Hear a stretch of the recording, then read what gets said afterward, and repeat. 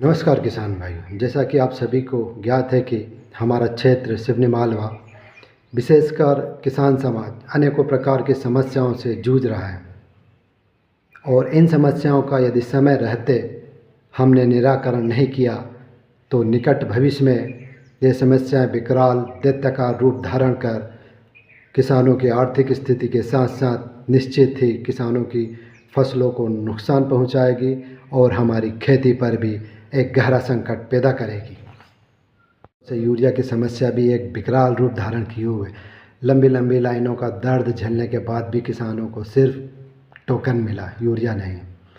अपनी फसल बचाने के लिए उसे 400 से 450 में यूरिया खरीदने पर विवश होना पड़ा और यही हाल डीएपी का भी रहा। विगत वर्ष के भांति इस वर्ष भी डीएपी का स्टॉक जीरो है। अतः किसानों को अभी से अपनी आगामी रबी की फसल की बुआई की बोनी सता रही, जिसके कारण किसान बंधु आसपास के क्षेत्रों से महंगे दामों पर डीएपी खरीदने को विवश है। किसान भाइयों, प्रधानमंत्री फसल बीमा योजना भी विसंगतियों से भरा हुआ एक पिटारा है। गत दिनों 2022-23 का जो बीमा वितरण हुआ है, जिसमें हमारे क्षेत्र में किसानों को मात्र 100 रुपये, 150 रुपये, 200 रुपये इस प्रकार की राशि प्राप्त हुई, जो कि एक भद्दे मजाक से कम नहीं। किसान भाइयों, वर्तमान में सोयाबीन व अन्य फसलों की स्थिति काफ़ी दयनीय है। अत्यधिक बारिश और जल भराव के कारण सोयाबीन पीला पड़ता जा रहा है और लगभग खराब होने की स्थिति में। पहले किसान खराब बीज से अपनी दो बार सोयाबीन की बुआई कर चुका है, जिससे आर्थिक और मानसिक रूप से काफ़ी परेशान हुआ है। अब यदि ऐसी परिस्थिति में समय रहते यदि किस बीमा कंपनियों और शासन प्रशासन को हमने अवगत नहीं कराया और उन्हें गहरी नींद से नहीं जगाया तो निश्चित ही आने वाले समय में किसानों को एक आर्थिक समस्या से जूझना पड़ेगा। किसान भाइयों, मंडियों में सोयाबीन व अन्य फसलों के दाम काफ़ी निम्न स्तर पर है और वर्तमान में सोयाबीन की स्थिति काफ़ी दयनीय है।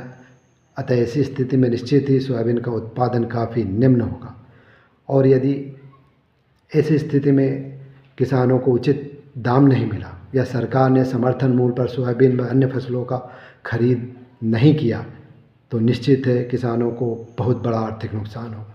अतः सरकार से भी निवेदन है कि सरकार समय रहते सभी फसलों का पंजीयन कर समर्थन मूल्य पर खरीदी प्रारंभ करें।